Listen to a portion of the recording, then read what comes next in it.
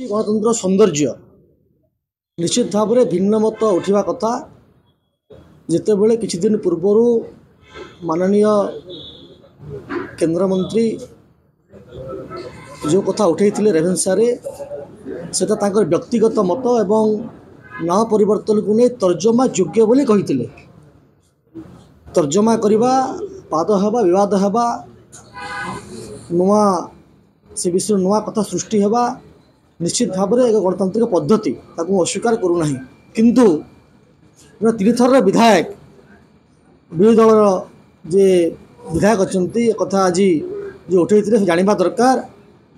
जे गृहर जे सदस्य नुहति आमर ए गृहर परंपरा अच्छी ना रे आलोचना हवा कथा नुहे कि आलोचना करवा कथा नुहे। द्वितीय विषय अच्छी यदि आम रेभेन्सा कथा को उठा जो कथा से कहते जे रेभेन्सा केवल गोटे ना नुहे यह ओडिशार स्वाभिमान मु पचार चाहूँगी स्वाभिमान केमती है जिते समय में 9 दुर्भिक्ष पड़ा एवं 30 लाख ऊर्ध्व लोक से प्राण हरते और कहीं हरते हरते जे जेतिकी धान मौजूद थिबा कथा लोकों आवश्यकता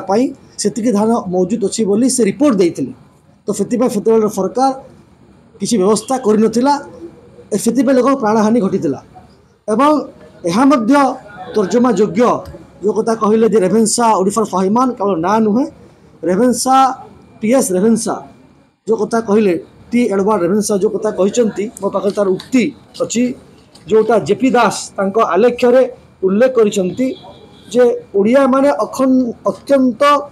उत्साहहीन और आलस्य परायण तागू जाई से कहते जे केवल एक कथा नुहे जो थे ओडिया मानू निकृष्ट खर्ची अलसुआ चरित्र खराब मंद जाति और ठक बोली से कथा से एडवर्ड रेभेन्सा कहते बोलिकी उल्लेख अच्छी एवं स्वाभिमान से केमती हेले आहरी गोटे मोर प्रश्न है जे फकीरमोहन सेनापति जो कहते उच्च प्रशंसा करते आत्मजीवन से लिखिं 1866 मसीह तत्कालीन कमिशनर रेभेन्सा सरकार को भूल रिपोर्ट देते जे ओडिशा जी धान मौजूद अच्छी से वर्षकर परिस्थिति नियंत्रण हो पार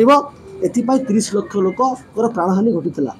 एवं तर्जमा कर समय अच्छी बाद कर समय अच्छी निश्चित भाव में किंतु जदि कहे जे यहाँ भूल मंतव्य व्यक्तिगत मंतव्य को लेकर गृह आलोचना करेंगे तो मु तो कहबी जे पर्यंत विजु जनता दलर उपनिवेशकता जो अच्छी उपनिवेशक जो मानसिकता जाना जो बाहर राज्य लोक शासन करुले बाहर राज्य आईएसआसी चलैबार जो अभ्यास थिला से व्यवस्था रही जाइछि मु तो कहबी जे जेते बेले रोम जड़ूला से नीरव बंशीवादन करुले से ही भाव में जिते बड़े ओडिशार लोक 30 लाख लोक दुर्भिक्ष प्राणहानि घटूला से रेभेन्सा जे तत्कालीन रेभेन्सा साहेब जे थिले से फतुर दुनिया छुट्टीग्रस्त जाइए ताठू बड़ कथा आ किछि नहीं लोक विचार करेंगे कौटा ठीक कौटा भूल एवं ये कथा जो गृह उठी निश्चित भाव में मुझे एकमत होची जे तार तर्जमा करार आवश्यकता अच्छी और जन व्यक्तिगत मत को लेकर गृह उठेबा समीचीन नुहे। धन्यवाद, नमस्कार।